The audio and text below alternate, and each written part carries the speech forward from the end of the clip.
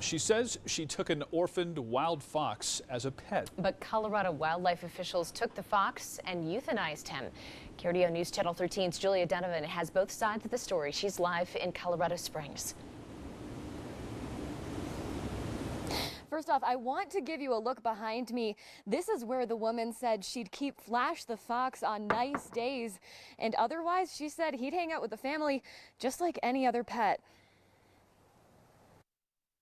Officials showed up at Ashley Yeager's door, giving her the ultimatum: surrender her pet fox or face criminal charges. I should have just gotten the felony because that would be better than him being dead, you know?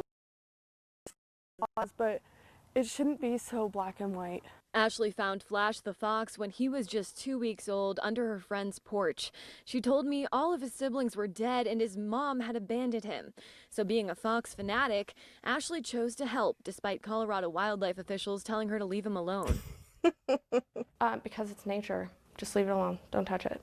Most people probably should not, absolutely not have wildlife, you know, but I believe it was fortunate that he was put into my house with me.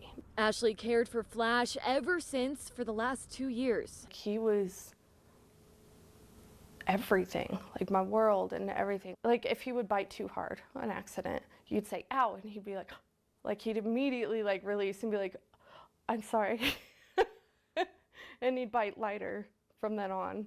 It's illegal to keep wild animals as pets in Colorado. CPW officials said they found out about Flash from his Instagram page. Ashley told me someone reported it to them. They said they had to euthanize him rather than set him out in the wild because he couldn't survive.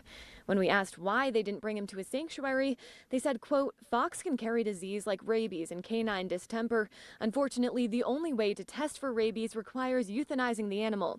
So we had no choice, given our first obligation is to protect human health and safety. But Ashley told me he had his rabies shot. I hope he'll be a beacon for other wildlife and that they won't just euthanize them, because there's always a way. There are some types of fox that are legal to have as pets here in Colorado, but they are not native to the state. Reporting live in Colorado Springs, Julia Donovan, KRDO News Channel 13.